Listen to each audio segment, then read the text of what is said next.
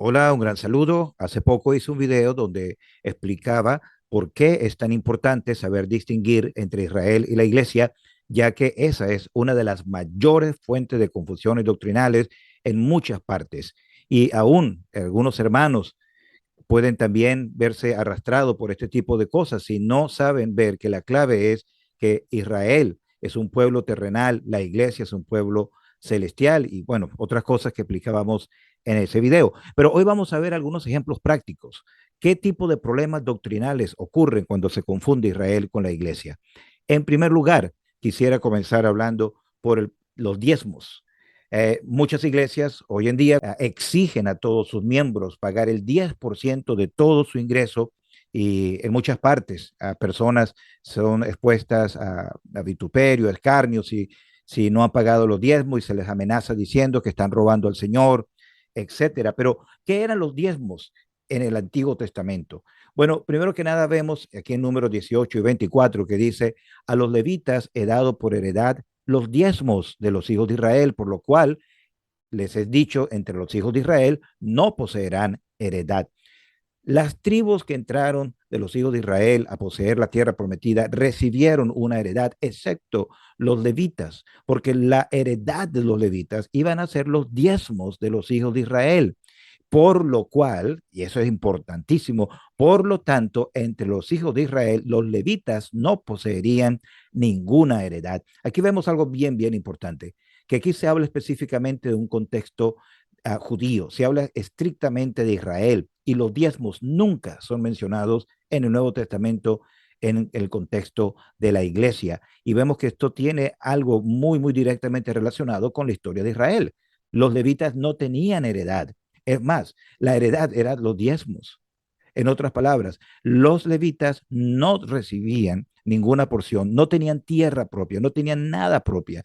Eso nos lleva a pensar algo bien interesante, que aquellas personas que quieren recibir diezmos hoy en día deberían sujetarse a la misma condición de los levitas, es decir, no poseer ninguna heredad. Pues, y lamentablemente vemos que muchas de estas personas pues no tienen solamente heredad, sino a veces tienen más heredad, es decir, más posesiones que muchos de los miembros a los cuales les exigen los diezmos. Claro, esto es algo muy generalizado y sabemos que cosas pueden ser diferentes de uno a otro, pero el principio sigue siendo el mismo. Los diezmos eran en el contexto de Israel para los levitas que servían en el tabernáculo y que no tenían ningún tipo de heredad. Pero otra cosa también, aquí dice que el Levítico 27, versículos 30 y 32, dice, el diezmo era el diezmo de la tierra, así de la simiente de la tierra como del fruto de los árboles. Y el versículo 32, el diezmo de vacas o de ovejas. Fíjense en algo, el diezmo nunca era dinero en efectivo. El diezmo siempre estaba relacionado con el alimento, estaba relacionado con productos agrícolas o productos pecuarios, es decir, con las semillas, con el fruto, con el grano, con el trigo y con las vacas, con las ovejas y con los productos derivados de ellas. Entonces, otra vez, si se dice que hay que dar los diezmos en el Nuevo Testamento, en la iglesia, habría que decir, porque la iglesia de Israel es lo mismo, según algunas personas, no se hace ninguna distinción, entonces los diezmos tendrían que ser de esta manera, nunca dinero en efectivo. Pero, ¿qué dice la Biblia en cuanto al Nuevo Testamento de la iglesia? En cuanto a las ofrendas, no le decimos diezmos, es una ofrenda, es algo que se da de manera voluntaria. Segunda de Corintios 9 y 7 dice, cada uno dé como propuso en su corazón, no con tristeza ni por necesidad, porque Dios ama al dador alegre. Fíjense que dice como propuso en su corazón. Tiene que haber un ejercicio, tiene que haber un entendimiento de cuánto voy a darle yo al Señor y tiene que haber así un deseo de dar al Señor lo más que podamos, porque al fin y al cabo todo es de Él, pero no se establece una cifra, no se dice un 10%. El diezmo era un impuesto nacional que se le pagaba a los levitas, que eran como los servidores públicos, por su servicio que hacían en el tabernáculo, pero aquí se está diciendo como propuso en su corazón, no por con tristeza ni por necesidad. Tengo que hacerlo, tengo que dar la ofrenda. Pero dice, Dios ama al dador alegre, que por cierto, algunos utilizan este versículo para decir que también se debe pedir dinero de parte de los inconversos, de las personas no salvas que vienen a la iglesia y se recoge la ofrenda y se le pide que también todos los visitantes den, porque Dios ama al dador alegre. Pero si ven el contexto de 2 de Corintios 9, van a ver claramente que ahí está hablando de creyentes en Cristo de la iglesia que estaba allí en ese lugar en Corinto. Entonces, otro versículo muy importante es 1 Corintios 16, versículos 1 y 2. Dice, en cuanto a la ofrenda, no dice los diezmos, dice la ofrenda para los santos. Dice, cada primer día de la semana, cada uno de vosotros ponga aparte algo según haya prosperado. Entonces, cada uno de ellos iba a poner algo aparte. No dice el 10%, no dice ninguna cantidad, sino dice según haya prosperado. Pero otra gran confusión que existe entre muchas personas es el día de reposo para Israel. Hay personas que dicen que nosotros que nos reunimos para recordar al Señor el domingo, el primer día de la semana, o estamos andando en desobediencia porque no estamos guardando el día de reposo, estamos quebrantando el día de reposo, que supuestamente es el sábado, el día sexto. Pero, ¿qué era el día de reposo? Bueno, mire, aquí vamos a ver estos versículos. Si ven las partes que están subrayadas en amarillo, dice, tú hablarás a los hijos de Israel. El versículo, ese es Éxodo 31, el versículo 13, el 16 dice, guardará pues el día de reposo los hijos de Israel. El versículo 17, señales para siempre entre mí y los hijos de Israel. Si ustedes ven, aquí se ve con toda claridad que el día de reposo, como fue instituido en el Antiguo Testamento, era algo exclusivamente entre Israel y el Señor. Nunca aparecía la exigencia que el día de reposo debía ser guardado por gentiles. Nunca vemos ningún ejemplo de un gentil guardando el día de reposo en el Antiguo o en el Nuevo Testamento, y nunca vemos a Dios castigando a los gentiles por no guardar el día de reposo, y tampoco nunca vemos así pues ese mandamiento expreso para ellos. Era algo exclusivamente para los hijos de Israel. Aún el versículo 31 y 13 de Éxodo dice, en la segunda parte, es señal entre mí y vosotros. Es algo exclusivo entre Israel y la iglesia. De manera que tratar de imponer el día de reposo como algo obligatorio y decir que es un pecado, que los creyentes trabajemos el día sábado y así estemos quebrantando el día de reposo, es algo que no tiene ningún sentido.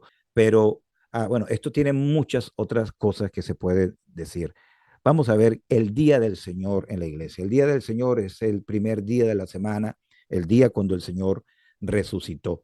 Hechos 2 y 1 nos dice, cuando llegó el día de Pentecostés, como muchos de ustedes saben, ese capítulo es el cumplimiento de la promesa del Señor de enviar al Espíritu Santo. Y ese fue el día en que el Espíritu Santo desciende, no para venir temporalmente como en el Antiguo Testamento, sino para morar en los creyentes en Cristo, y eso marcó el comienzo de la iglesia, el nacimiento de la iglesia en Hechos 2, el día de Pentecostés. ¿Por qué es importante subrayar el día de Pentecostés? ¿Cuándo se celebraba el día de Pentecostés?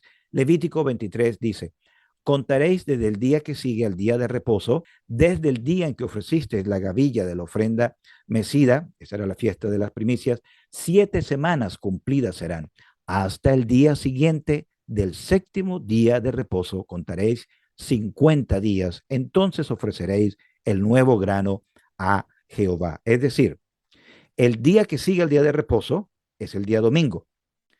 Entonces, ese día domingo deberían comenzar a contar, después de haberse ofrecido esta ofrenda, dice, debería comenzarse a contar 7 semanas hasta el día siguiente del séptimo día de reposo. Entonces, el séptimo día de reposo y el día siguiente del día de reposo marcaba entonces la clave para entender cuándo se celebraba el día de Pentecostés, la fiesta de las 50 semanas, por eso se llama Pentecostés.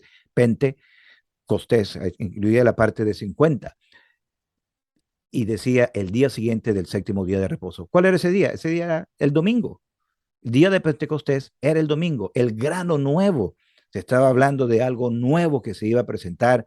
2 panes se presentaban y sabemos que por otras enseñanzas que hemos escuchado que esos 2 panes representan judíos y gentiles vistos como uno solo. Entonces la iglesia nació el día de Pentecostés y ya no guardamos el día de Pentecostés, por supuesto, pero tenemos ese ejemplo. La iglesia nace el día de Pentecostés. Hechos 27 dice con toda claridad, el primer día de la semana, reunidos los discípulos para partir el pan. No hay ningún pasaje en las Escrituras, no hay ninguna parte del Nuevo Testamento que nos muestre una reunión cristiana de una iglesia del Nuevo Testamento el día sábado como el día de reposo. Este versículo es extremadamente claro y simple de entender. Los discípulos se reunían el primer día de la semana, el día domingo, para partir el pan, y esta es la cena del Señor, el partimiento del pan. El versículo del cual hicimos referencia antes sobre las ofrendas dice: cada primer día de la semana, cada uno de vosotros ponga aparte algo. Al decir cada uno de vosotros, cada uno singular, vosotros plural, estaba dando a entender que esos vosotros estaban juntos y que cada uno de ellos individualmente tenía que poner algo aparte. ¿Y cuándo era eso? Era el primer día de la semana.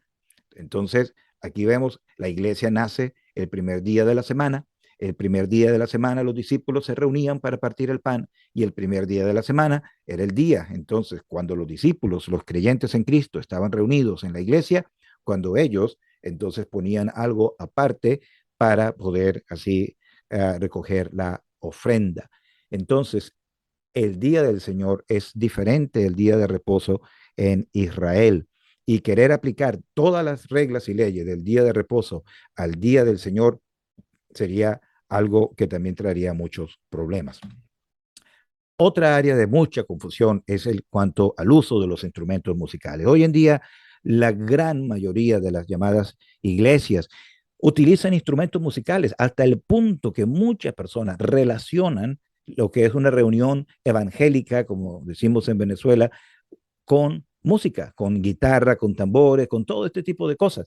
Y les parece extremadamente anormal y raro entrar en un lugar donde solo se practica el cántico congregacional sin usar instrumentos musicales, y a veces se convierte en fuente de burla, de desprecio, pero bueno, eso es algo que no es tan relevante. Lo importante es lo que dice la palabra de Dios. Cuando alguien dice, ¿por qué no tienen música? Lo primero que dice, la Biblia dice, el Salmo 150, hay que alabar a Jehová con esto, salterio y arpa y todo lo demás. No se dan cuenta que están citando un versículo del Antiguo Testamento. ¿Cómo eran los instrumentos musicales en Israel? Preste mucha atención a esto. Aquí está segunda de Crónicas, capítulo 5, cuando los sacerdotes estaban llevando el arca, cuando se construye el templo, allí el templo de Salomón, dice, los sacerdotes salieron del santuario. Es decir, saben que el templo, al igual que el tabernáculo, tenía el lugar santísimo, el lugar santo y el atrio. El atrio era como el patio, como el porche, como el jardín alrededor, como si usted tiene una casa y tiene una cerca alrededor y la casa está en el medio. Bueno, la casa propiamente dicha es el edificio, la estructura que está en el medio, y lo demás pues el patio o el jardín, como lo quiera llamar. Aquí dice, los sacerdotes salieron del edificio del santuario y los levitas cantores estaban con símbolos y salterios y arpas al oriente del altar. Es decir, los levitas con los instrumentos musicales no estaban en el santuario, estaban al lado del altar, es decir, en el atrio. Y con ellos había 120 sacerdotes que tocaban las trompetas. Estos sacerdotes que no entraron al santuario se quedaron afuera en el atrio junto al altar con los levitas que tenían los otros instrumentos, y es decir, que ellos no entraron con las trompetas al santuario. Esto es bien importante porque los instrumentos musicales en el Antiguo Testamento nunca se usaron en el tabernáculo, se usaron en el templo. Y el tabernáculo y el templo, aunque se les llama a ambos la casa de Dios, tienen algo muy particular y diferente entre ellos. El tabernáculo era usado para los hijos de Israel tener el Señor en medio de ellos en su peregrinaje durante sus años de peregrinación de Egipto a la tierra prometida. Cuando iba en Israel, el tabernáculo, a la tierra prometida de Canaán, perdón. El tabernáculo era como una gran carpa. Estaba hecha para desarmarse y volverse a armar y moverse según la nube se estuviese moviendo. El templo era un edificio grandioso, majestuoso, sólido, no era removible. ¿Cuál de esos dos es figura de la iglesia hoy en día en este mundo? El tabernáculo, no el templo. Entonces, en el tabernáculo que representa la iglesia hoy en día, que somos peregrinos, que vamos hacia nuestra patria celestial, nuestra tierra prometida, no tenemos así este uso de los instrumentos musicales en el tabernáculo. En el templo sí, pero fíjense algo, en el atrio, no adentro del edificio principal. Vean esto aquí bien importante también en el mismo capítulo. Dice, cuando sonaban las trompetas y a medida que alzaban las trompetas, los símbolos y otros instrumentos de música, entonces, ¿qué se llenó de la nube? Dice, la casa se llenó de una nube, la casa de Jehová. Ellos estaban tocando los instrumentos musicales afuera en el atrio cuando la nube llenó la casa adentro. Y dice, y no podían los sacerdotes estar allí adentro de la casa para ministrar por causa de la nube, porque la gloria de Jehová había llenado la casa de Dios. Entonces, los instrumentos musicales no estaban en la casa de Dios, no estaban en el edificio principal, estaban afuera en el tabernáculo. Entonces, aunque en el templo en general, porque toda la estructura, incluyendo el atrio, se le llama el templo, en el templo pudiéramos decir, sí, allí habían instrumentos musicales, pero ¿dónde estaban? ¿Adentro? No, señor, afuera de la casa de Dios, en el atrio. Entonces, esto hace aún mucho más débil la excusa de decir que se puede utilizar instrumentos musicales en la iglesia y mucha gente le dice a la iglesia el edificio principal solamente. Entonces, si van a tocar los instrumentos de esa manera, pues deberían tocarlo en la parte de afuera, si lo quieren hacer como lo hacían los israelitas. Otra cosa, los instrumentos los tocaban los levitas y los sacerdotes, que eran hombres. Ninguna mujer tocaba instrumentos musicales en el templo. Bueno, y ustedes ya saben muy bien que eso no es lo que hacen hoy en día en las iglesias. El cántico en la iglesia, por otro lado, en el Nuevo Testamento, cuando se habla del cántico, se dice Efesios 5:19, hablando entre vosotros con salmos, con himnos y cánticos espirituales, cantando y alabando al Señor en vuestros corazones. Y Colosenses 3:16, la palabra de Cristo mora en abundancia en vosotros, enseñándoos y exhortándoos unos a otros en toda sabiduría, cantando con gracia en vuestros corazones al Señor con salmos e himnos y cánticos espirituales. Fíjense la palabra con, hablando entre vosotros con salmos, con himnos y cánticos espirituales, cantando con gracia, con salmos e himnos y cánticos espirituales. Los instrumentos musicales no se mencionan en ninguna parte en conexión con la iglesia en el Nuevo Testamento. Era algo nuevo, algo separado de Israel, y allí, aunque claramente en el atrio del templo sí se utilizaron los instrumentos musicales y nunca dentro del santuario, en la iglesia nunca se mencionan. Y los versículos que nos hablan en las cartas a las iglesias, la iglesia en Éfeso y la iglesia en Colosenses, nos dice con toda claridad que Pablo les animaba a cantar con salmos, con himnos, pero nunca con instrumentos musicales. Ese es el modelo sencillo que tenemos allí en la palabra del Señor. Entonces, el sumo sacerdote en Israel. Un solo versículo basta. Levítico 21:10 dice, el sumo sacerdote entre sus hermanos. Es decir, entre sus hermanos, entre los hijos de Israel, había un solo sumo sacerdote. Solo el sumo sacerdote podía entrar al lugar santísimo. Solamente el sumo sacerdote podía llevar aquellas vestiduras tan preciosas que se describen en el libro de Éxodo. El sumo sacerdote era uno solo en Israel. Bueno, no vamos a entrar en ese detalle, pero el sumo sacerdote para nosotros en esta época de la iglesia es el Señor Jesucristo. Él es el único. Es más, en hebreo se le llama el gran sumo sacerdote. Pero sí, en el tabernáculo y en el templo, en Israel, en el Antiguo Testamento, había un solo sumo sacerdote que estaba así por encima de los demás. Pero en la iglesia, la práctica común en muchas partes hoy en día es tener un solo pastor. De hecho, es lo primero que pregunta la gente cuando llega a una de nuestras reuniones o a cualquier parte. ¿Quién es el pastor de la iglesia? Y siempre se comete el error si el hermano está predicando, ese debe ser el pastor. Pero no es así. Otra vez, esto es mucho más, muchísimo más allá que simplemente una tradición. Esto es palabra de Dios, esto es el ejemplo bíblico, esto es la doctrina que tenemos por medio del ejemplo que se nos da en la palabra de Dios. Hechos 14:23. Constituyeron ancianos en plural en cada iglesia en singular. Esto es demasiado claro, esto no admite contradicción. Las iglesias en el Nuevo Testamento tienen ancianos en singular y nunca en el Nuevo Testamento se habla de ninguna iglesia que tenga un solo pastor. Yo conozco personas que han sido pastores, gente muy querida, gente muy especial, pero eso no cambia el hecho que la voluntad de Dios para la iglesia es que haya un grupo de ancianos y nunca un solo pastor.